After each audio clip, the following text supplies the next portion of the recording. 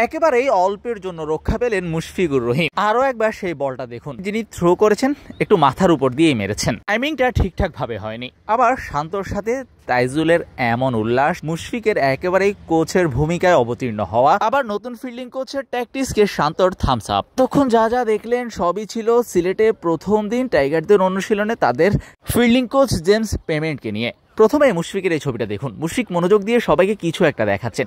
কি দেখাচ্ছেন সেটা দেখতে হলে প্রথমে এই ছবিটা দেখতে হবে। সবাই যখন নতুন ফিল্ডিং কোচের পরীক্ষায় উত্তীর্ণ হতে না পেরে শাস্তি হিসাবে 3 বার করে পুশ আপ দিচ্ছিলেন তপ্ত রোদে, তখনই মুশফিকের কোচের ভূমিকা অবতীর্ণ হওয়া।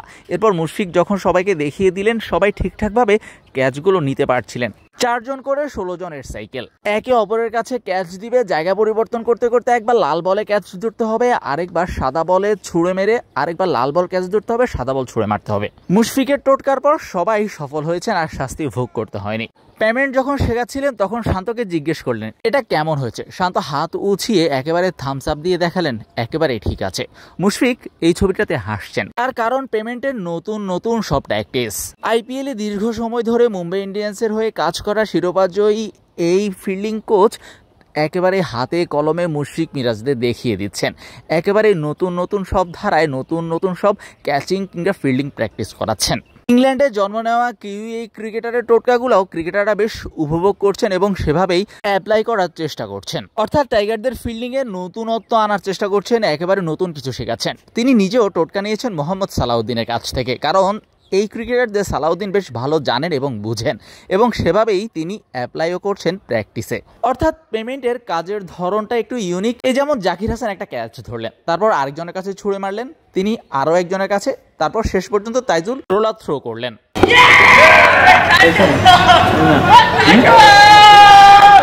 সেই আনন্দেই তাইজুল এবং শান্তর এই মোমেন্ট।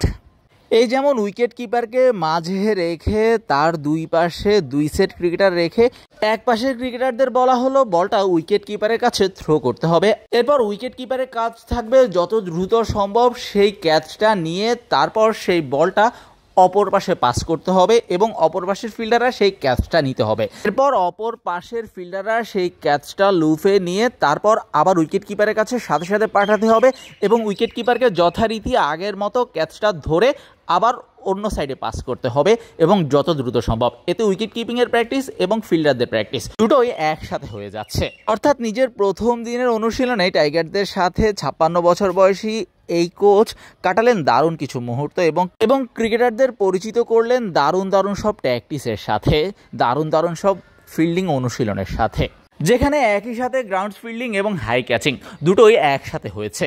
মুশফিকের এই অনাকাঙ্ক্ষিত ঘটনাটা ছাড়া বাকি সবই ছিল ঠিকঠাক, একেবারেই লেটার মার্ক পাওয়ার মতো।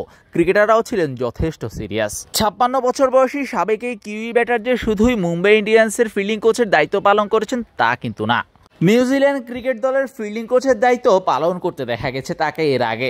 শুধুমাত্র নিউজিল্যান্ডই নয়, জাতীয় দল হিসেবে আমেরিকা জাতীয় দলের ফিল্ডিং কোচের দায়িত্ব তিনি পালন করেছিলেন 2019 সালে। এছাড়াও নিউজিল্যান্ডের হাই পারফরমেন্স দলের হেড কোচের দায়িত্ব তিনি পালন করেছেন।